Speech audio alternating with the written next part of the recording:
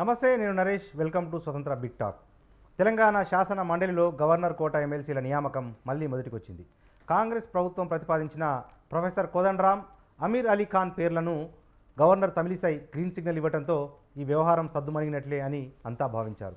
కానీ బీఆర్ఎస్ నేతలు దాసోజు శ్రవణ్, కుర్ర సత్యనారాయణ వేసిన కేసును విచారించిన హైకోర్టు ఈ వ్యవహారానికి మరొకసారి బ్రేక్ వేసింది. ఈ నేపథ్యంలో గవర్నర్ వైఖరిపై బీఆర్ఎస్ నేతలు మండిపడుతున్నారు. గతంలో శ్రవణ్, కుర్రా సత్యనారాయణ పేర్లను అప్పటి కేసీఆర్ సర్కార్ ప్రతిపాదించగా ఆమోదముద్ర వేయని గవర్నర్ ఇప్పుడు ఏ ప్రాతిపదికన ఇద్దరి నియామకాలకు ఓకే చెప్పారని బీఆర్ఎస్ నేతలు ప్రశ్నిస్తున్నారు. ఇంతకీ అసలు ఈ వ్యవహారం పూర్వపరాలు ఏంటి? గత సర్కారు ప్రతిపాదనలను గవర్నర్ ఎందుకు తిరస్కరించారు? ఇప్పుడు ఎందుకు ఆమోదించారు? అసలు గవర్నర్ కోటా ఎమ్మెల్సీ నియామకాల నిబంధనలు ఏంటి? ఇవి అంశాలపై ఇవాల్టి బిగ్ టాక్లో చర్చిద్దాం.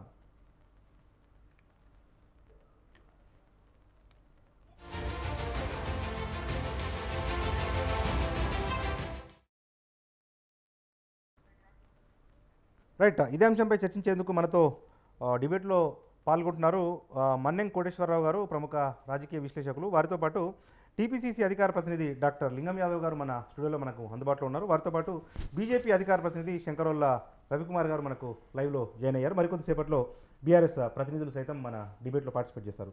మొదట మనం మన్నెం కోటేశ్వరరావు గారి దగ్గర వెళ్దాం. సార్, కోటేశ్వరరావు గారు నమస్తే అండి. కోటేశ్వరరావు గారు, నా వాయిస్ వినిపిస్తుందా మీకు? వినిపిస్తాం. రైట్, ఏంటి సార్ ఇప్పుడు ఈరోజు తాజాగా హైకోర్టు స్టే విధించింది. అదేంటంటే ఈ కోదండరామ్ గారు కానీ లేకపోతే అమీర్ అలీ ఖాన్ గారు కానీ ప్రమాణ స్వీకారం చేయొద్దు, ఎందుకంటే ఆల్రెడీ కోర్టులో పెండింగ్లో ఉంది కాబట్టి అని చెప్పి కోర్టు చెప్పింది. నిజంగా ఏంటి సార్, అంటే కారణాలు ఏమై ఉంటాయి? గత ప్రభుత్వము సిఫారసు చేసిన ఎమ్మెల్సీలు నియామకం అనేది ఇప్పుడు చెల్లుబాటు అవుతుందా? ఎందుకంటే ప్రభుత్వాలు మారాయి కదా, దానికి సంబంధించి ఏం చెప్తారు? ఇప్పుడు గవర్నర్ కోటాలో ఎమ్మెల్సీల నియామకం అనేటువంటిది శాస్త్ర, సాహిత్య, సాంకేతిక ఇలాంటి అకాడమిషియన్స్గా ఏవైతే రాజ్యాంగంలో పేర్కొన్నారో అలాంటి రంగాల్లో నిష్ణాతులుగా ఉన్నటువంటి వాళ్ళు వాళ్ళ సేవల్ని దేశానికి లేదా రాష్ట్రానికి అందించడం కోసం అటువంటి రంగాల నుంచి అనుభవజ్ఞులైనటువంటి వాళ్ళని, సీనియర్లని నియమించాలి, నియామకం చేయాలి, నామినేట్ చేయాలనేటువంటిది రాజ్యాంగంలో లేదా మన నిబంధనావళి స్ఫూర్తి. అయితే ఇటీవల కాలంలో ఆ నిబంధనలకి దాన్ని పక్కన పెట్టేసి లేకపోతే ఏదో ఒక సాకు చూపించి యాక్టివ్ పాలిటిక్స్లో ఉన్నటువంటి వాళ్ళని, అంటే రాజకీయాలే ప్రధాన వృత్తిగా ఉన్నటువంటి వాళ్ళని కూడా ఆ సాకుతోటి నియమించడం అనేటువంటిది జరుగుతూ ఉంది. వివిధ రాష్ట్రాల్లో ఆ రాష్ట్రానికి లేదా గవర్నర్లకి సామరస్యం ఉన్నా లేదా రాష్ట్రానికి కేంద్రంలో ఉన్నటువంటి పార్టీలకి తేడా లేకపోయినా కానీ వాటిని ఏదో సంసారపక్షంగా గవర్నర్లు ఆమోదించడం, వాళ్ళు ఎమ్మెల్సీలుగా పనిచేయడం అనేటువంటిది జరుగుతూ ఉంది. అయితే తెలంగాణ విషయానికి వచ్చేసరికి గతంలో పాడి కౌశిక్ రెడ్డి విషయంలో ఆయన ఏ సేవా రంగంలో లేకపోతే ఏ రంగంలో ఏదో నిర్దేశించినటువంటి దానిలో దేనిలో నిపుణులు చెప్పమంటే రాష్ట్ర ప్రభుత్వం సరైనటువంటి వివరణ ఇవ్వలేకపోయింది. అదేవిధంగా తర్వాత కుర్రా సత్యనారాయణ గారు, అదేవిధంగా దాసోజు శ్రవణ్ గారి విషయంలో కూడా అదే విధమైనటువంటి కారణాలు చూపించి గవర్నర్ తమిళిసై గారు వాటిని తిరస్కరించారు. ఇక్కడికి వచ్చేసరికి ఇప్పుడు మన సియాసత్ జర్నలిస్ట్ గా ఉన్నటువంటి అమీర్ అలీ ఖాన్ ఆయన విషయంలో ఎలాంటి వివాదం అయితే లేదు నాకు తెలిసినంత వరకు. అయితే కోదండరామ్ గారి విషయానికి వచ్చేసరికి ఆయన అకాడమిషియన్ గా ఉన్నారు, సుదీర్ఘకాలంగా ప్రొఫెసర్ గాను లేదా ఇతరత్ర ఒక అకాడమిక్ గా ఉండేటువంటి లక్షణాలు ఆయనకు ఉన్నాయి. అట్ ది సేమ్ టైమ్ ఆయన నియామకం సమయంలో యాక్టివ్ పాలిటిక్స్ లో ఉన్నారు. అకాడమిషియన్ గా కంటే యాక్టివ్ పాలిటిక్స్ లో ఉన్నారు. అందువల్ల సహజంగానే గతంలో ఎవరైనా ఏ పార్టీ వాళ్ళైనా యాక్టివ్ గా పాలిటిక్స్ లో ఉన్నటువంటి వాళ్ళని నియమించకూడదు అనేటువంటి ఒక సాధారణ అభిప్రాయం. అయితే రాజ్యాంగంలో కానీ నిబంధనలో కానీ ఒక స్పష్టమైనటువంటి గీతలు లేని మాట నిజం. ఉదాహరణకి మనం గవర్నర్ల నియామకంలోనే చూస్తున్నాం. గవర్నర్లు కూడా యాక్టివ్ పాలిటిక్స్ లో ఉన్నటువంటి వాళ్ళని నియమించకూడదు అనేటువంటిది ఒక స్ఫూర్తి. కానీ దానికి భిన్నంగా గతంలో కాంగ్రెస్ హయాంలోను, లేదా ఇప్పుడు బీజేపీ హయాంలోను, లేదా మధ్యలో వచ్చినటువంటి జనతా పార్టీ హయాంలో కూడా ఆ స్ఫూర్తికి విరుద్ధంగా యాక్టివ్ పాలిటిక్స్ లో ఉన్నటువంటి వాళ్ళకి పునరావాస కేంద్రాలుగా గవర్నర్ల పదవుల్ని కట్టబెట్టడం చూసాం మనం. ఆ విధంగా వచ్చినటువంటి వారే జాబితాకు చెందినటువంటి వారే తమిళిసై గారు. అందువలన అదే సూత్రం కనుక చూసేట్లయితే సాంకేతికంగా కానివ్వండి, లేదా మోరల్ గా కానివ్వండి, కోదండరామ్ గారిని మరి యాక్టివ్ పాలిటిక్స్ లో ఉన్నటువంటి వ్యక్తిని ఎందుకు నియమించారు అనేటువంటి ప్రశ్నకు వస్తే సహజంగానే గవర్నర్ యొక్క విచక్షణని ఎవరైనా ప్రశ్నించడానికి వాళ్ళకి హక్కు ఉన్నది అనేటువంటిది నా అభిప్రాయం. రైట్ రైట్ రైట్ మనతో పాటు అందువలన ఇప్పుడు ఇది కోర్టుకు ఎక్కింది వివాదం. అవును, కోర్టుకు ఎక్కింది వివాదం. ఎందుకంటే అనేక అంశాలు కోర్టులకు ఎక్కుతున్నాయి, కోర్టులు వివరణలు ఇస్తున్నాయి. ఆ వివరణలతోటి కొంతమంది సంతృప్తి చెందొచ్చు, సంతృప్తి చెందకపోవచ్చు. కానీ మనకున్నటువంటి ఉన్నంతలో కోర్టులే, అంటే రాజ్యాంగానికి లేదా రాజ్యాంగ స్ఫూర్తికి భాష్యం చెప్పేది కోర్టులే కనుక ఇప్పుడు గవర్నర్లు నియమించేటువంటి ఈ కోటాలో నియమించేటువంటి వాళ్ళకు కూడా నిర్దిష్టమైనటువంటి గైడ్ లైన్స్ లేదా నిర్దిష్టమైనటువంటి నిబంధన వాళ్ళని సూచించాల్సినటువంటి అగత్యం ఈ వివాదం ముందుకు తెచ్చిందనేది నా అభిప్రాయం. అందువలన హైకోర్టు దీన్ని ఇప్పుడు వరకు అంటే స్టేటస్ కో ఇచ్చింది తప్ప తిరస్కరించడం గానీ లేదా పూర్తిగా ఆమోదించడం గానీ చేయలేదు. మరి ఫైనల్ గా ఇచ్చేటువంటి తీర్పులో ఏం చెప్తుంది ఏమిటనేటువంటిది ఆసక్తికరంగా ఉంది. అందుకని ఇప్పటికైనా రాజకీయ పార్టీలు నియామకాలు చేసేటప్పుడు ఏ పార్టీ అయినా కావచ్చు, అది బీఆర్ఎస్ కావచ్చు, కాంగ్రెస్ కావచ్చు, లేదా ఇంకొక రాష్ట్రంలో ఇంకొక పార్టీ కావచ్చు, ఇటువంటి మార్గదర్శక సూత్రాలకు అనుగుణంగా వాటికి తగినటువంటి వాళ్ళని నియమించడం అనేటువంటిది సరైన పద్ధతి అనేది నాకు. మనతో పాటు డాక్టర్ లింగం యాదవ్ గారు ఉన్నారు, టీపీసీసీ అధికార ప్రతినిధి. అంటే ఇప్పుడు ప్రధానంగా దాసు శ్రవణ్ కానీ లేకపోతే కుర్రా సత్యనారాయణ గారు కానీ వీళ్ళిద్దరు కూడా టీఆర్ఎస్తో అనుబంధం ఉన్నవాళ్ళు, రాజకీయ మూలాలు ఉన్నవారు కాబట్టి వాళ్ళకి సంబంధించి గవర్నరు ఆ ఫైల్ను రిజెక్ట్ చేశారు, అంటే పెండింగ్లో పెట్టారు. కానీ ఇప్పుడు కోదండరామ్ కూడా ఒక పార్టీకి అధ్యక్షునిగా ఉన్నారు. గత ఎన్నికల్లో మీ పార్టీ గెలుపు కోసం ఆయన ప్రచారం కూడా చేశారు. మరి కోదండరామ్ను ఎలా ఆమోదించింది? ముందుగా స్వతంత్ర టీవీ ప్రేక్షకులకు, మరి అదేవిధంగా కో ప్యానలిస్టులకు మీకు అందరికీ నమస్కారం అండి. ఎస్, డెఫినెట్గా అంటే మీరు ప్రశ్నలోనే మొదట్లోనే గతంలో ఎవరైతే టీఆర్ఎస్ నుంచి ప్రతిపాదనలు పంపారో ఎమ్మెల్సీలుగా దాసు శ్రావణ్ కానీ కుర్రు సత్యనారాయణ, ఆ రోజు గవర్నర్ గారు అనేది పరిశీలిస్తున్నాం అన్నారు, రిజెక్ట్ చేయలే, అవుట్ రైట్గా పరిశీలిస్తాం. అంటే దాసు శ్రావణ్ గారు ఏ రంగాల్లో సమాజ సేవ అంటే according to Indian constitution governor కోటాలో ఎలక్ట్ అయ్యే ఎమ్మెల్సీలకు కొన్ని క్వాలిఫికేషన్, అంటే ఇంతకుముందుకు మీరు చెప్పినట్టు శాస్త్ర సాంకేతిక రంగాల్లో, సాహిత్యంలో సామాజిక సేవ చేసి ఉండాలి అని. సో ఆ విధంగా ఇతను ఏ సేవ చేసిండు దాన్ని పరిశీలిస్తామని మాత్రమే చెప్పారు తప్ప ఎక్కడ కూడా డైరెక్ట్గా రిజెక్ట్ చేయలే. రెండో ప్రశ్న, ఈరోజు కోదండరామ్ ఆ తర్వాత ఎలక్షన్స్ వచ్చినాయి, కాంగ్రెస్ గవర్నమెంట్ ఫామ్ చేసి ఈరోజు కోదండరామ్ గురించి మరి ఇవాళ కోదండరామ్ దాదాపు 30 సంవత్సరాలుగా అధ్యాపక వృత్తిలో ఉన్నాడు, ప్రొఫెసర్గా రిటైర్డ్, ఎంతోమంది పిహెచ్డీలు థీసిస్లు సబ్మిట్ చేసినటువంటి వ్యక్తి. సో అదేవిధంగా తెలంగాణ ఉద్యమంలో ప్రముఖంగా పాత్ర పోషించినటువంటి వ్యక్తి మనందరికీ తెలిసి ఏ విధంగా కోదండరామ్ తెలంగాణ ఉద్యమంలో పాల్గొన్నాడు. మరి అట్లాంటి వ్యక్తిని ఇవాళ అడ్డుకుంటారు, దానికి ముందు సమాధానం చెప్పాలా బీఆర్ఎస్ ఇవాళ. ఎందుకంటే ఆ రోజు గవర్నర్ గారు పరిశీలిస్తున్నాం అన్నారు, తర్వాత ఎలక్షన్స్ వచ్చినాయి, దానికి ఎవరేం చేస్తారండి? ఇవాళ గవర్నర్, అదే గవర్నర్ మరి అదే ఎంత ముందుకు గతంలో వీళ్ళు చెప్పినట్టే మరి ఆ రోజు మధుసూదనాచారిని గవర్నర్ కోటాలుగా ఎమ్మెల్సీలుగా ఆ రోజు ఎలక్ట్ చేశారు. మరి అదే మధుసూదనాచారి అంత ముందుకు ఎమ్మెల్యేగా ఎలక్ట్ అయ్యాడు, అదేవిధంగా బీఆర్ఎస్ నుంచి స్పీకర్గా కూడా ఎన్నికయ్యాడు. మరి అంటే అక్కడ లేని సమస్య ఇప్పుడు కోదండరామ్కు, అంటే ఇక్కడ మనం చాలా క్లిస్టల్ క్లియర్గా అర్థం చేసుకోవచ్చు. కేసీఆర్కు ఎట్లా ఏ విధంగానైనా కోదండరాము శాసనసభలో మండలిలో కానీ అడుగు పెట్టొద్దు, ఇది ఆయనకు కేసీఆర్కు ఒక వ్యక్తిగతంగా ఆలోచన నుంచి వచ్చింది తప్ప నిజంగా ఇవాళ తెలంగాణ ప్రజలందరూ కూడా ఆలోచిస్తున్నారు. ఎందుకంటే తెలంగాణ ఉద్యమంలో ప్రముఖ పాత్ర, క్రియాశీలక పాత్ర పోషించినటువంటి ప్రొఫెసర్ కోదండరామ్ని అడ్డుకోవడానికి కారణం చెప్పాలి ఇవాళ బీఆర్ఎస్ కేసీఆర్ ఫ్యామిలీ. సో దాన్ని ఇవాళ తెలంగాణ ప్రజలందరూ గమనిస్తున్నారు. అంటే నేను ఏమంటున్నా అంటే గతంలో మరి ఇదే గవర్నర్ గారు మధుసూదనాచారి గారిని అసెంబ్లీకి ఎమ్మెల్యే కోట గవర్నర్ కోటలు నామినేట్ చేసి అప్పుడు సమస్య రాలే. ఇక్కడ ఎందుకు కావాలని ఇవాళ ఎందుకు క్రియేట్ చేస్తున్నారు ఇష్యూ అంటే బికాజ్ ఆఫ్ కేసీఆర్కు కోదండరామ్ని ఏ విధంగానైనా అడ్డుకోవాలని ఓ ఏకైక లక్ష్యం తప్ప ఇక్కడ ఎక్కడ లేదు. ఎందుకంటే సమాజ సేవ మరి ఆయన దాదాపు 30 సంవత్సరాలుగా ప్రొఫెసర్ వృత్తిలో ఉండు. ఓకే రైట్ రైట్ ఓకే తిరిగి నేను మీ దగ్గరకు వస్తాను. మనతో పాటు పిటిషనర్ కుర్ర సత్యనారాయణ గారు జాయిన్ అయ్యారు. సార్ సత్యనారాయణ గారు నమస్తే అండి.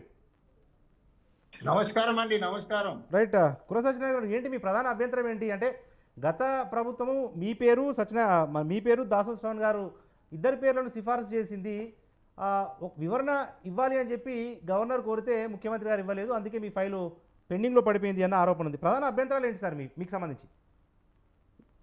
ఇప్పుడు భారతదేశ చరిత్రలో అనేక మంది ఎమ్మెల్సీలు రాజ్యసభకి అనేక మందిని పంపిస్తూ ఉంటారు.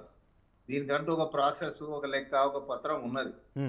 కానీ ఇప్పటి వరకు నాకు తెలిసిన కాడికి నేను వాళ్ళు మాట్లాడేటోళ్ళు అంత పెద్ద మేధావి కానీ పెద్ద లాయర్ కానీ కాదు.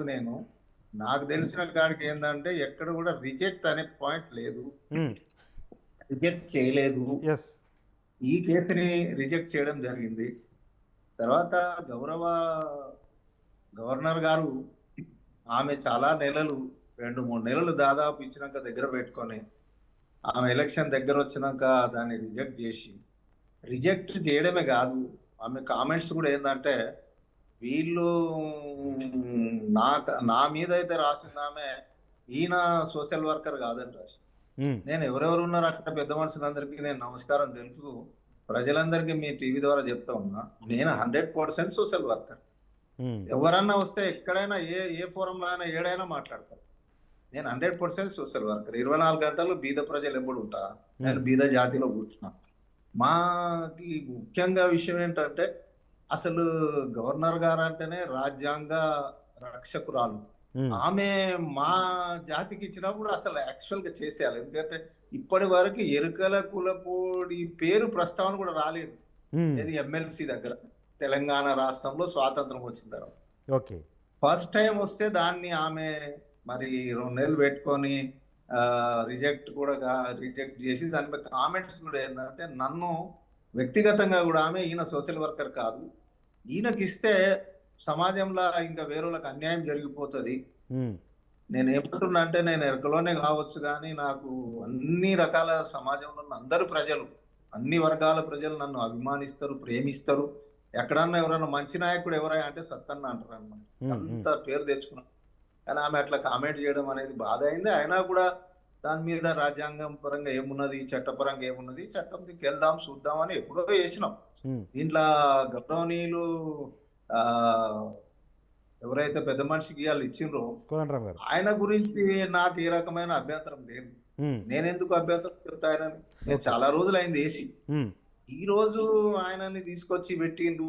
ఆయన మీద కేసీఆర్ గారికి ఇష్టం లేదంటే ఉండొచ్చు, లేకపోవచ్చు, నాకు తెలియదు అది అంత ఉన్నదా లేదా. కానీ మేము కేసేసింది ఎప్పుడు, సార్ పేరు వచ్చింది ఎప్పుడు. నేను చెప్తున్నా సార్ గొప్పోడు, మేము కూడా తెలంగాణ ఉద్యమంలో పనిచేసినాం, ఆయన కూడా చేసిండు, కలిసి మాట్లాడినాం, చేసినాం, అంత ఉన్నది. నేను ఎప్పుడు కూడా కాదట్లేదు ఆయన.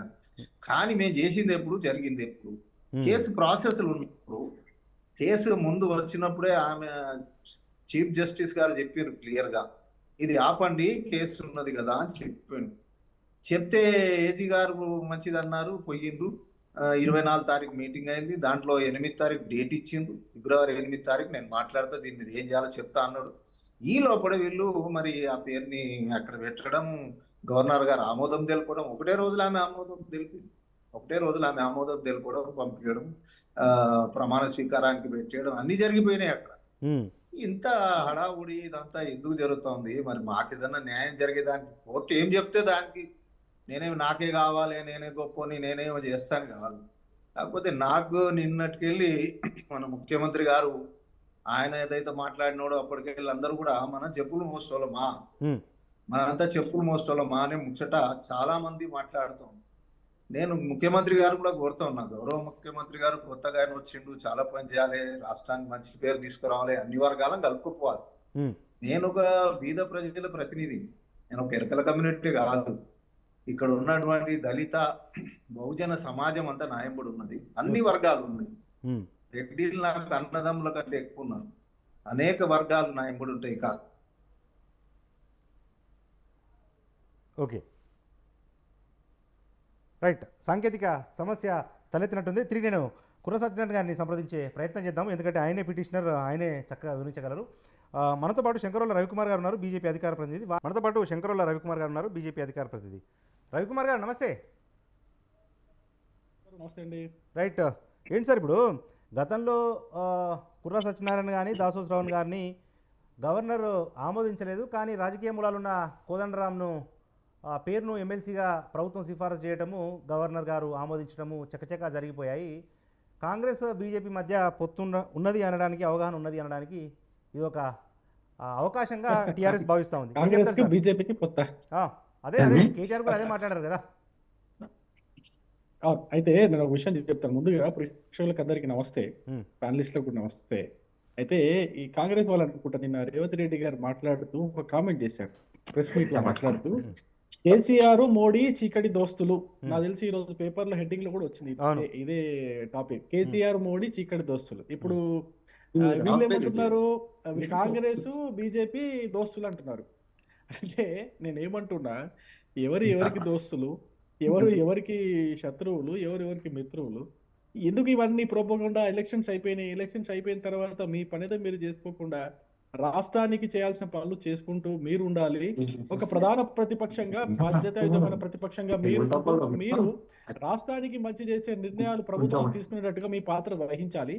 అటువంటి పాత్రను వహించకుండా కేసీఆర్, బీజేపీ, కాంగ్రెస్ దోస్తులని వీళ్ళు, మళ్ళీ మోడీ కేసీఆర్ దోస్తులని వీళ్ళు, ఈ మధ్యలో మేము ఎట్లా మధ్యలో మమ్మల్ని బలి పశువులు చేసి మమ్మల్ని ఆడిపోసుకుంటూ మీరు పాలన పైన, అంటే అధికార పక్షంలో ఉన్న వాళ్ళు పాలన పైన ఫోకస్ చేయకుండా, విపక్షంలో ఉన్న వాళ్ళు విపక్ష పాత్ర పోషించకుండా, కేవలము అటు నుంచి ఇటు నుంచి అటు వాళ్ళు రాళ్ళు వేసుకుంటూ బట్టగలిచి మా మీద వేస్తూ, ఏంది ఇది, ఇవన్నీ నాటకాలు చేస్తున్నారు ఎలక్షన్స్ ఉన్నాయని చెప్పేసి. ఈ నాటకాలు అందరూ కూడా ప్రజలకు అర్థమవుతున్నాయి. రెండు పక్షాలకు కూడా, నేను అధికార పక్షానికి విపక్షానికి ఇద్దరికి కూడా నేను హెచ్చరిస్తున్నా, మేము నిజంగా చెప్తున్నాను, ఇంకోసారి మీరు దోస్తులు మేము దోస్తులు, మేము దోస్తులు మీరు దోస్తులు అని చెప్పుకోకుండా, మీరు ఈ ఎలక్షన్ లో ఏదైతే మీకు పాత్ర ప్రజలు మీకు అప్పచెప్పారో ఆ పాత్రని శిరస్స వహించవలసిందిగా, దానిపైనే మీరు ఫోకస్ చేయవలసిందిగా కోరుతున్నాను, డిమాండ్ కూడా చేస్తున్నాను. అంతేగాని ఊరికేది రేవంత్ రెడ్డి ప్రెస్ మీట్ పెట్టేసి కేసీఆర్ మోడీ దోస్తులని రేవంత్ రెడ్డి అంటాడు, కేటీఆర్ ప్రెస్ మీట్ పెట్టి కాంగ్రెస్ బీజేపీ దోస్తులని మీరు అంటారు. ఇప్పుడు విషయానికి వస్తే, సబ్జెక్ట్కి వస్తే, ప్రజా ప్రాతినిధ్య చట్టం ప్రకారము ఏదైతే నోటిఫికేషన్ వెలువడిందో ఆ నోటిఫికేషన్ ని ఆపు చేసే శక్తి కోర్టులో కూడా లేదు, అయిపోయింది, ఇది క్లియర్. ఇంకోటి, కుర్రా సత్యనారాయణ గారు ఆయన మాట్లాడుతున్న విషయం చూస్తుంటే, ఆయన కూడా ఈ పిటిషన్ వేసింది కోదండరామ్ గారి పైన కావచ్చు, అలీఖాన్ గారి పైన కావచ్చు, ఆయన పైన కాదు. అవును, ఇది ఎప్పుడైతే వీళ్ళ యొక్క గవర్నర్ గారు వీళ్ళ యొక్క అభ్యర్థిత్వాన్ని తిరస్కరించారో అప్పుడు కేసు వేసిందని చెప్పేసి ఆయన క్లియర్ గా చెప్తున్నారు. ఇప్పుడు మనకు అర్థమవుతుంది ఏంటంటే, ఈ రెండు డిఫరెంట్ ఇష్యూస్. ఒకటేంటి, కోదండరామ్ గారిది, అలీఖాన్ గారిది ప్రమాణ స్వీకారం సంబంధించి కోర్టు ఎక్కడ ఆపలేదు, స్టేటస్ కో మెయింటైన్ చేయమనేది ఫస్ట్ పాయింట్. ఈ వీళ్ళిద్దరిని ఎందుకు ఆపారనేది ఇది కేసు నడుస్తా ఉంది, ఇది రెండో పాయింట్. ఇది వేరేది, అది వేరేది, దానికి అసలు సంబంధం లేని విషయం. కాకపోతే ఇక్కడ కుట్ర మనం చూడాల్సిన విషయం ఏంటంటే, గుత్తా సుఖేందర్ రెడ్డి గారు మండల్ చైర్మన్ గారు, గౌరవనీయులు, ఆయన పెద్దల సభకి ఆయన చైర్మన్ గా ఉండి ఆయన వ్యవహరించాల్సినటువంటి తీరుగా వ్యవహరిస్తున్నారా లేదా ఇక్కడ మనం గమనించాల్సినటువంటి విషయం. ఒక ఇద్దరు ఎమ్మెల్సీలుగా నామినేట్ అయిన వాళ్ళు మండలికి వచ్చి ప్రమాణ స్వీకారం చేస్తున్నాము, మీరు అవైలబుల్గా ఉండాలని చెప్పేసి ఆయనకి, ప్లస్ అట్లాగే శాసనసభ వ్యవహారాల మంత్రి శ్రీధర్ బాబు గారికి ఇద్దరికి కూడా ఇన్ఫర్మేషన్ పోయినప్పుడు ఆయన హుందాగా వ్యవహరించి ఆయన ఆ ప్రమాణ స్వీకారాన్ని ఆపకుండా ఉండింటే సరిపోయేది, బాగుండేది. ఎక్కువ కేసు ఎట్లాగో నడుస్తా ఉంది, ఆ కేసు సంబంధించి దీనికి అసలు సంబంధం లేదు. అయితే అలా వ్యవహరించకుండా మరి ఎవరి డైరెక్షన్ లో, కేసీఆర్ డైరెక్షన్ లో మండలి చైర్మన్ గారు పని చేయడం అనేది తప్పు, అది కరెక్ట్ కాదు, అది భావ్యం కాదని చెప్పేసి నేను భావిస్తున్నా. కాకపోతే నేను ఇప్పుడు ఈ విధంగా మాట్లాడుతున్నాను కాబట్టి మళ్ళీ కాంగ్రెస్ బీజేపీ మిత్రులను మాత్రం అనకూడదు. ఎందుకు అంటే, ఒక మండలి అంటే పెద్దల సభ, పెద్దల దాంట్లో హుందాగా వ్యవహరించాలి, పార్టీలకు అతీతంగా ఉండాలి, పార్టీలకు అతీతంగానే ఉంటారు, అదే హుందాతరము, అదే గౌరవం, అదే మర్యాదతో వ్యవహరించాలి, అంతే హుందాగా మండలిని నడిపించాలి. అటువంటి వ్యక్తులనే మండలి చైర్మన్ గా ఎన్నుకుంటారు, మండలి సభ్యులుగా కూడా ఎన్నుకుంటారు. ఇప్పుడు ఈ ప్రమాణ స్వీకార విషయంలో ఇటువంటి అది దాటవేత ధోరణియా లేకపోతే ఈ చిన్న చిన్న అవన్నీ ఏమంటారు వాటిని, అది కరెక్ట్ కాదు. మండలి చైర్మన్ గారు అవైలబుల్ ఉండకపోవడం, ఆయన 2 గంటలు 3 గంటల సేపు వెయిట్ చేయించడం, అది కరెక్ట్ కాదు. ఇంకొక విషయం కాంగ్రెస్ పార్టీ కూడా ఏం చేసిందంటే, ఇప్పుడు మన కుర్ర సత్యనారాయణ గారికి, ఆయన ఒక ఎరికల కులం నుంచి వచ్చిన ఒక వ్యక్తి కాబట్టి అటువంటి వ్యక్తులకు కాకుండా కేవలము ఫార్వర్డ్ క్యాస్ట్ లో ఉన్న వాళ్ళకి అవకాశాలు ఇస్తుందే తప్ప, అంటే ఎమ్మెల్యే సీట్ల దగ్గర నుంచి ఇప్పుడు ఎమ్మెల్సీ సీట్ల వరకు కూడా అందరినీ కూడా అంటే మొట్టమొదటి భాగము అందరికీ అంటే ఫార్వర్డ్ క్యాస్ట్ వాళ్ళకి ప్రిఫరెన్స్ ఇస్తున్నట్టుగా అనిపిస్తుంది. ఎక్కడ కూడా అంటే వెనుకబడిన తరగతుల వాళ్ళకి, బహుజనులకి, మిగతా వర్గాల వారికి ఎక్కడ కూడా ప్రాతినిధ్యం కల్పించే అవకాశం కాంగ్రెస్ పార్టీ ఇవ్వట్లేదు అనేది మాత్రం ఇక్కడ ఒక ఒక ఒక ఒక అదిలాగా పోతుంది, ఒక సిగ్నిఫికెన్స్ గా మనకు కనిపిస్తా ఉంది. మహేష్ కుమార్ గౌడ్కి ఇచ్చారు కదా, ఎందుకంటే మహేష్ కుమార్ గౌడ్ ఈ రోజే ప్రమాణ స్వీకారం కూడా చేశాడు ఆయన ఎమ్మెల్సీగా. ఒక్కరికే ఇచ్చారు. ఇప్పుడు మీరు చూడండి, అంతకుముందు ఇప్పుడు ఇద్దరిని వీళ్ళు మండలికి చేసినప్పుడు కుర్రా సత్యనారాయణ గారు కావచ్చు, శ్రవణ్ గారు కావచ్చు, ఇద్దరు కూడా వాళ్ళు బహుజనులు, అంటే వెనుకబడ్డ తరగతి నుంచి వచ్చిన వాళ్ళు. అదే క్యాలిక్యులేషన్ లో కాంగ్రెస్ పార్టీ యొక్క విధానం చూసుకుంటే ఆ విధంగా లేదు. మీరు అసెంబ్లీ ఎలక్షన్ లో ఇచ్చినటువంటి టికెట్ల విషయంలో పైన కూడా చూడండి. అదే విధంగా ఇప్పుడు ఎమ్మెల్సీలుగా చేసినటువంటి మొన్న బాల్మూరి వెంకట్ ఇద్దరు చేసిన వాళ్ళు అందులో ఫార్వర్డ్ క్యాస్ట్, ఇప్పుడు ఇద్దరు కూడా ఫార్వర్డ్ క్యాస్ట్, అలీ ఖాన్ కూడా ప్లస్ ఇద్దరు కూడా ఫార్వర్డ్ క్యాస్టే. ఈ విధంగా ఈ సామాజిక బ్యాలెన్స్ అయితే మెయింటైన్ చేయాలో కాంగ్రెస్ పార్టీ అది మెయింటైన్ చేయట్లేదు. కేవలము వాళ్ళ రాజకీయ అవసరాల కోసము ఏదైతే ఈ రాజకీయంగా వీళ్ళు ఎలక్షన్స్ ముందు ఏదైతే కమిట్మెంట్లు ఇచ్చుకున్నారో ఆ సెటిల్ చేసుకోవడానికే ప్రాధాన్యత ఇస్తున్నట్టుగా అనిపిస్తుంది. కాబట్టి కాంగ్రెస్ పార్టీని కూడా 100% తప్పుపడుతున్నాం. మీ యొక్క సెలెక్షన్ మార్చాలి, ఎందుకంటే అందరికీ కూడా అవకాశం కల్పించాలి అనేది నా యొక్క అభిప్రాయము. ఈ రెండు విషయాలు చూసుకుంటే రెండు పార్టీలు కూడా తప్పు చేస్తున్నట్టే అనిపిస్తుంది తెలంగాణలో. రెండు పార్టీలు కూడా, కాంగ్రెస్ పార్టీ కావచ్చు, బీఆర్ఎస్ పార్టీ కావచ్చు, ఇద్దరు కూడా వాళ్ళ విధానాలను మార్చుకొని తెలంగాణ ప్రజల యొక్క ఆకాంక్షలు నెరవేర్చే విధంగా మీరు పని చేస్తారని చెప్పేసి మేము కోరుకుంటున్నాం. 100 రోజుల సమయం అడిగారు కాంగ్రెస్ పార్టీ వాళ్ళు, అందుకే 100 రోజుల వరకు కూడా మేమేం మాట్లాడదలుచుకోలేదు. కేవలం రేవంత్ రెడ్డి గారు అయితే 9వ తారీఖు వరకు చేస్తానన్న 2 విషయాలపైన నేను మాట్లాడదలుచుకున్నాను. ఆ 2 విషయాలపైన ఫోకస్ చేసి ఆ 2 గ్యారంటీలు కూడా ప్రాపర్ గా అమలయ్యేటట్టుగా చూస్తే బాగుంటుంది. ఇంకా మిగతా చాలా పెండింగ్ లో ఉన్నాయి. కొన్ని విషయాలు గత ప్రభుత్వాలు చేసినటువంటి, అంటే కొన్ని పథకాలు ఉన్నాయి. ఇప్పుడు ఆ బీసీ బంధు కావచ్చు, లేకపోతే గొర్రెల పథకం కావచ్చు, కొన్ని పథకాలు ఉన్నాయి. ఆ పథకాలలో ఇంతవరకు కూడా ఎవరికి క్లారిటీ రావట్లేదు. దాని తర్వాత మీరు తీసుకున్నటువంటి అప్లికేషన్స్ ఏతున్నాయి, అందరికి పింఛన్లు వస్తాయా, రావా, వస్తే ఏ విధంగా వస్తాయి, ఇటువంటి విషయాలపైన ఫోకస్ చేసి, పాలన పైన ఫోకస్ చేసి ఈ విధంగా అంటే హుందాగా నడుచుకుంటే బాగుంటుందని చెప్పేసి నా అభిప్రాయము. ఆయన మాట్లాడిన భాష కూడా కొంచెం అభ్యంతరకరంగా ఉంది. అంటే నిన్ననో ఆయన మాట్లాడారు, నిన్న కూడా మాట్లాడారు, మొన్న కూడా 100 ఫీట్ల గోయి తీసి పాతేస్తా, చీడేస్తా, కుమ్మేస్తా, ఈ భాష కరెక్ట్ కాదు. అండ్ నిన్న కూడా మాట్లాడింది కేసీఆర్ మోడీ చీకటి దోస్తులు అని చెప్పి, ఇది కూడా ఇవన్నీ కరెక్ట్ కాదు. ఎందుకంటే ప్రజలు మీకు అవకాశం ఇచ్చారు, దాన్ని ఆ సమయాన్ని వినియోగించుకొని ప్రజలకు ఏం చేస్తే బాగుంటుందనే దానిపైన ఫోకస్ పెడితే బాగుంటుంది, ఇన్స్టెడ్ ఆఫ్ ఈ విధంగా మీరు మాట్లాడడం కంటే అనేది నా అభిప్రాయం. ఓకే, మనతో పాటు మన్యం కోటేశ్వరరావు గారు ఉన్నారు, రాజకీయ విశ్లేషకులు. సార్ కోటేశ్వరరావు గారు, అంటే ఇప్పుడు సరే ఈ కేసుకు సంబంధించిన మెరిట్ విషయాలను పక్కన పెడితే కనుక గత ప్రభుత్వము సిఫారసు చేసిన పేర్లను గవర్నర్ గారు రిజెక్ట్ చేశారు, తిరిగి మరొకసారి సిఫారసు చేసి ఉంటే మరి ఏం జరిగేదో అనేది ఒక ప్రశ్న. రెండోది ఏంటంటే ఆ ప్రభుత్వము అయిపోయింది, ఇప్పుడు కొత్త ప్రభుత్వం వచ్చింది, గత ప్రభుత్వం సిఫారసు చేసిన ఎమ్మెల్సీలను నియమిస్తే మరి ఇంకా ప్రజాస్వామ్యము, కొత్త ప్రభుత్వము, ఇదంతా ఎటువాలి సార్? మరి ఇప్పుడు గత ప్రభుత్వం చేసినటువంటి వాటిని ఆమె తిరస్కరించారని మన సత్యనారాయణ గారు చెప్తున్నారు. అందువల్ల తిరస్కరించిన తర్వాత ఆ ఖాళీగా ఉన్నటువంటి 2 పోస్టులకి కొత్తగా ఏర్పడినటువంటి ప్రభుత్వం మరొక 2 సిఫార్సు చేసింది. ఆ సిఫార్సు చేసినటువంటి దాన్ని ఆమె ఎలాంటి అభ్యంతరాలు వ్యక్తం చేయకుండా కరెక్ట్ గానే ఉందనేటువంటి అభిప్రాయంతో ఆమె సంతృప్తి చెంది ఆ విచక్షణాధికారమా లేకపోతే విశేషాధికారమా పేరు ఏదైనా పెట్టనివ్వండి, దాన్ని ఇంప్లిమెంట్ చేశారు. ఇక్కడ గతంలో ఇప్పుడు సమస్య ఏంటంటే, గతంలో ఏ కారణాలతో అయితే పాడి కౌశిక్ రెడ్డి విషయంలో, లేకపోతే ఇప్పుడు కుర్రా సత్యనారాయణ గారు లేదా దాసోజు శ్రవణ్ గారి విషయంలో వాళ్ళు అంటే ఆ నామినేటెడ్ పదవులకి తగినటువంటి అర్హత లేరు అనేటువంటి అభిప్రాయం వ్యక్తం చేశారు కనుక, ఇక్కడికి వచ్చేసరికి కోదండరాం విషయంలో ఆయన రాజకీయ పార్టీ వాడే కదా అనేటువంటి అభిప్రాయం ఇక్కడ వ్యక్తం అవుతా ఉంది. అందుకనే నేను ముందే చెప్పాను, ఇటువంటి విషయాల్లో కొన్ని సందర్భాల్లో ఇప్పుడు సోషల్ వర్కర్ అని చెప్పేసి అంటారు.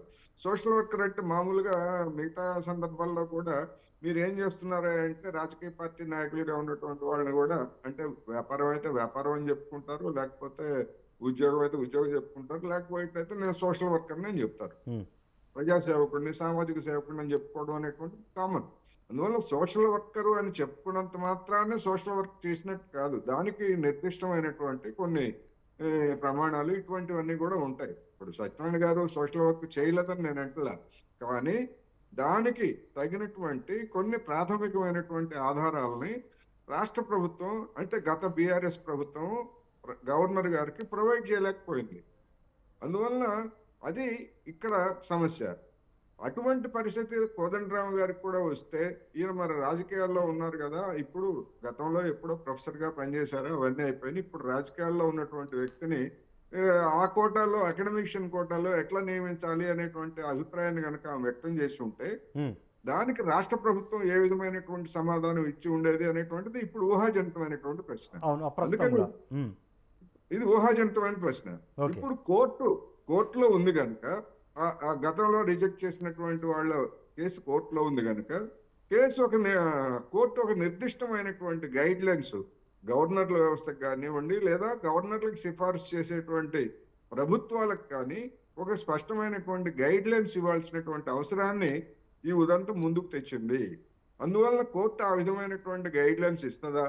లేకపోయేట్లయితే ఆల్రెడీ గవర్నర్ విచక్షణాధికారాన్ని మేము ప్రశ్నించడానికి లేదు, లేదా రాష్ట్ర ప్రభుత్వం చేసినటువంటి సిఫార్సును మేము ప్రశ్నించేటువంటి అధికారం కోర్టుకు లేదు అని చెప్పేసి చివరికి బ్లాంక్ గా ముగిస్తుందా? ఎట్లా చేస్తుంది? ఫైనల్ గా ఇచ్చేటువంటి తీర్పు స్టేటస్ కో ఎత్తేస్తూ అనేటువంటిది ఇప్పుడు ఆసక్తికరమైనటువంటి అంశం. అందువల్ల ఇక్కడ ఒకవేళ ఇది ఇక్కడ కోర్టు ఏమి ఇచ్చినప్పటికీ, ఇప్పుడు పిటిషనర్ దారులుగా ఉన్నటువంటి వాళ్ళు అవసరమైతే సుప్రీంకోర్టు కూడా వెళ్ళి సుప్రీంకోర్టు వివరణ తీసుకోవడం కూడా అవసరమే. ఎందుకంటే ఉన్నత న్యాయస్థానం ఇదేమో ఒక రాష్ట్రానికి సంబంధించి, ఒక గవర్నర్ కు సంబంధించినటువంటి అంశం. ఇటువంటివి సుప్రీంకోర్టు ఇచ్చేట్లయితే భవిష్యత్తులో మిగతా రాష్ట్రాలకు కూడా అది ఒక గైడ్ లైన్స్ గా ఉంటుంది, గవర్నర్లకు కానీ ప్రభుత్వాలకు కానీ అనేది నా అభిప్రాయం. రైట్. లింగం యాదవ్ గారు ఏం చెప్తారు? అంటే కాంగ్రెస్ పార్టీ కావాలనే రాద్ధాంతం చేస్తూ ఉంది అనేది ఒక ప్రధాన ప్రశ్న. దాని తర్వాత సామాజిక న్యాయం కూడా కాంగ్రెస్ విధానాల్లో లోపించింది. అదే ముందు మిత్రుడు తెలుసుకోవాలి, కాంగ్రెస్ పార్టీ ఇవాళ వాళ్ళు మాట్లాడుతున్న సామాజిక న్యాయం గురించి. ముందుగా నేను ఒక ప్రశ్నిస్తున్న మిత్రుని, మరి ఈ దేశంలో ఓబీసీల గురించి ఎందుకు మాట్లాడతలేరు? క్యాస్ట్ సెన్సెస్ గురించి ఎందుకు చెప్పట్లేదు? బీజేపీ ప్రధాని బీసీ అని చెప్పుకున్న ప్రధాని మొదటగా సమాధానం చెప్పాలి. ఇవాళ దేశం అంతా కూడా క్యాస్ట్ సెన్సెస్ జరగాలని కోరుకుంటున్న సమయంలో మీరు ఎందుకు చేయట్లేదు? మొదటిది. రెండో ప్రశ్న, వారు మాట్లాడుతూ ఇలా కాంగ్రెస్ సామాజిక మిత్రమా, నువ్వు మాట్లాడినప్పుడు నేను మాట్లాడలే, నువ్వు అట్లా మాట్లాడితే నేను కూడా నేను రెండో నిమిషం మాట్లాడుతూ కాంగ్రెస్ పార్టీ సామాజిక న్యాయం మిత్రుడు తెలుసుకోవాలి. ఇవాళ కాంగ్రెస్ పార్టీ నామినేట్ చేసిన వ్యక్తుల బ్యాక్గ్రౌండ్ కూడా బహుశా మిత్రుడు తెలియకపోతున్నాడు. ఇలా వెంకట్ అనేది ఒక ఉద్యమకారుడు, విద్యార్థి నాయకుడు. ఇలా దాదాపు 9.5 సంవత్సరాలుగా తెలంగాణలో ఏ విధంగా కొట్లాడిండో ఇవాళ అతను తెలంగాణలో విద్యార్థి యువతి యువకులకు తెలియని వ్యక్తి కాదు ఇవాళ వెంకట్ అనే వ్యక్తి. ఎందుకంటే 9.5 సంవత్సరాలుగా కేసీఆర్ ప్రభుత్వానికి ఇలా యువత గలమై వినిపించాడు ఇవాళ తెలంగాణ మొత్తానికి. రెండో అదేవిధంగా మహేష్ గౌడ్ ఇవాళ ఒక బ్యాక్వర్డ్ కాస్ట్ సమాజానికి సంబంధించిన వ్యక్తి. ఆయన దాదాపు ఎన్నో సంవత్సరాల నుంచి ఇలా రాజకీయాల్లో ఉన్నట్టు వ్యక్తి. సో అదేవిధంగా ఇవాళ ఒక మైనార్టీ కోట, అంటే దేశంలో ఇవాళ తెలంగాణ రాష్ట్రంలో ఒక మైనార్టీ వర్గానికి కూడా, అంటే మేము కాంగ్రెస్ పార్టీ అన్ని వర్గాలని, అన్ని వ్యక్తులని, అన్ని సంస్థలని అన్ని గుర్తిస్తుంది. ఇవాళ సామాజిక న్యాయం పాటించే పార్టీ ఏకైక పార్టీ కాంగ్రెస్ పార్టీ. మరి బహుశా మిత్రుడు ఇన్ని మాట్లాడుతున్నాడు కదా, మరి క్యాస్ట్ సెన్సస్ గురించి ఎందుకు చెప్పట్లేడు? రెండో ప్రశ్న, ఇలా కేంద్ర క్యాబినెట్లో క్యాబినెట్ ర్యాంక్ ఉన్నటువంటి మంత్రులు ఎంతమంది అండి? ఎంతమంది ఓబీసీలకు ఇచ్చినటువంటి మంత్రులు లేరు? దేశంలో ఇలా క్యాబినెట్ ఓబీసీ మంత్రి ఇప్పుడు 9.5 సంవత్సరాలుగా అధికారంలో ఉన్నటువంటి పార్టీ ఒక ఓబీసీ మినిస్టర్ని ఏర్పాటు చేయలేనటువంటి దౌర్భాగ్య స్థితిలో ఉన్నారు. వీళ్ళు కూడా ఇవాళ క్యాస్ట్ సెన్సస్ గురించి మాట్లాడిన వ్యక్తులు ఇలా బీసీల మీద ప్రేమ, సామాజిక న్యాయం గురించి మాట్లాడితే ఇవాళ కాంగ్రెస్ పార్టీ సామాజిక న్యాయం పాటిస్తుంది. మీరు చూడండి, మీ గతంలో ఇవాళ మా ముఖ్యమంత్రులు ఇవాళ కర్ణాటక ముఖ్యమంత్రి చూడండి, లేదా అంత గతంలో మీరు 4 రాష్ట్రాల్లో అధికారంలో ఉంటే దాదాపు అత్యంత వెనుకబడిన సామాజిక వర్గాలకు మేము ముఖ్యమంత్రులు చేసినప్పుడు చరిత్ర కాంగ్రెస్ పార్టీ. ఇలా మా జాతీయ అధ్యక్షుడే, స్వయంగా జాతీయ అధ్యక్షుడే వెనకబడిన దళిత సామాజిక వర్గానికి సంబంధించిన వ్యక్తి. మీకు దమ్ముంటే మీరు ఆ విధంగా మాట్లాడి మీరు చేసి చూపించండి. అంతే తప్ప ఉట్టిన వేగ్గా కాంగ్రెస్ ఏమి చేయట్లేదు, సామాజిక న్యాయం చేయట్లేదు అని మాట్లాడితే ఎవరు నమ్మరు ప్రజలు. బీజేపీ ఏం చేస్తుందో ఇలా బీజేపీ దళితుల మీద, అదేవిధంగా మహిళల మీద, బ్యాక్వర్డ్ క్లాస్ మీద ఉన్నటువంటి ప్రేమ ఈ దేశ ప్రజలందరికీ తెలుసు. బహుశా మిత్రుడుగా దాన్ని ఏదో వేగ్గా మాట్లాడాలి కాబట్టి ఇలా మాట్లాడుతుంది. బహుశా తెలుసుకో మిత్రమా, విద్యార్థి నాయకుడు గుర్తించు. ఒకటి నేను చెప్తున్నా, వెంకట్ గురించి, ఎందుకంటే ఒక ఉద్యమ నాయకుడుగా నేను కూడా ఒక విద్యార్థి నాయకుడిగా మనం చూద్దాం. ఒక మహేష్ కుమార్ కూడా ఒక బీసీగా చూడు, ఒక గవర్నర్ మైనార్టీ కూడా నువ్వు ఆ విధంగా చూడు. మళ్ళాంటి విద్యార్థి నాయకుడికి అంత తక్కువ వయసులో, పిన్న వయసులో అత్యంత శాసన మండలి పెద్దల సభలకు పంపించినందుకు మేమంతా గర్వపడుతున్నాం. మనం అందరం ఆ విధంగా గర్వపడతాం మిత్రమా. దాని గురించి మాట్లాడు. మీకు దమ్ముంటే మీ పార్టీలో ఆ విధంగా చేసి పంపించండి. నిన్నే పంపియంట, నేను అదే చెప్తున్నా. మిత్రుడినే రాజ్యసభకు పంపియండి రేపు మీ బీజేపీ. నేను అది అంటే నేనేం కోరుకుంటున్నా అంటే యువత కూడా, యువతి యువకులు కూడా రేపు చట్టసభలలో రూపాయి ఖర్చు లేకుండా ఎంట్రీ కావాలని ఇది కాంగ్రెస్ పార్టీ ఒక సింబల్ చేసి ఒక ఎగ్జాంపుల్ గా చూపిస్తున్నాం. మీకు దమ్ముంటే నిన్నే చేయమంటున్నాను నేను, నన్ను కాదు. మీ పార్టీ నుంచి మిమ్మల్ని రేపు రాజ్యసభకో ఎక్కడో పంపేవారని మీరు ఎందుకు చేయరు ఆ పార్టీ అంటే నేనేం చేస్తుంటే కాంగ్రెస్ పార్టీ చేసింది దాన్ని మనం హర్షిద్దాం, స్వాగతిద్దాం. అది మిగతా పార్టీలలో కూడా ఆ విధంగా మిగతా యువతి యువకుల్ని ఎవరైతే ఇలా సామాజిక స్పృహ ఉండి యువత కోసం ఇలా కొట్లాడుతారో వాళ్ళకి అవకాశాలు కల్పేమని కొట్లాడు. ఆ విధంగా మాట్లాడాలి తప్ప కాంగ్రెస్ పార్టీ. కుర్ర సత్యనారాయణ గారు రెస్పాండ్ సార్. పిటిషనర్ కుర్ర సత్యనారాయణ గారు సార్, నాకు అవకాశం రవికుమార్ గారు వస్తాను సార్. సార్ పిటిషనర్ ఉన్నారు సార్, పిటిషనర్ మాట్లాడిన తర్వాత మీ దగ్గరికి వస్తాను. సత్యనారాయణ గారు ప్లీజ్ రెస్పాండ్ కండి సార్. సార్ మ్యూట్లో ఉన్నట్టున్నారు సత్యనారాయణ గారు, అన్మ్యూట్ చేయరా?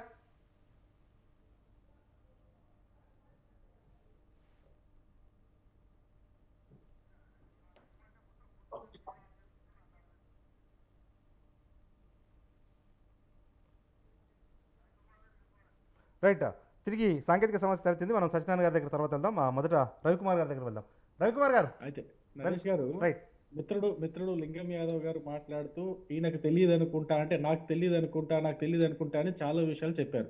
నాకు తెలిసిన విషయాలు కొన్ని చెప్తా, ఆయనకు తెలియని విషయాలు చాలా చెప్తా. వినండి. నాకు తెలిసిన దాని ప్రకారము భారతదేశంలో క్యాస్ట్ సెన్సస్ చేయడానికి కేంద్ర ప్రభుత్వము 2 సంవత్సరాల క్రితము ఒక రాజ్యాంగ సవరణ చేసి రాష్ట్రాలకు అధికారం ఇచ్చింది. ఏమని? మీరు క్యాస్ట్ సెన్సస్ కులగణన చేసుకోవచ్చు అని చెప్పేసి రాజ్యాంగ సవరణ చేసి మరి ఇచ్చింది. ఇది ఇంకోటి, ఈ సవరణ చేసిన తర్వాత, రాజ్యాంగ సవరణ చేసిన తర్వాత రాష్ట్రాల్లో మొట్టమొదటి రాష్ట్రం కులగణన చేసింది బీహార్. దాని తర్వాత ఇప్పుడు కులగణన చేస్తున్నది ఆంధ్రప్రదేశ్. ఇప్పుడు మీకు దమ్ము ఉంటే, అంటే మీకు తెలియని విషయం కాబట్టి చెప్తున్నా తెలుసుకోండి. మీకు దమ్ము అక్కడ ఉంది కూడా కాంగ్రెస్ ప్రభుత్వం మిత్రమా, నీకు తెలియదు బహుశా, నీకు నీకు ఇప్పుడు అక్కడ కూడా కాంగ్రెస్ అలయన్స్ పార్టీ, నువ్వు అది తెలుసుకో. అది కూడా తెలుసుకో.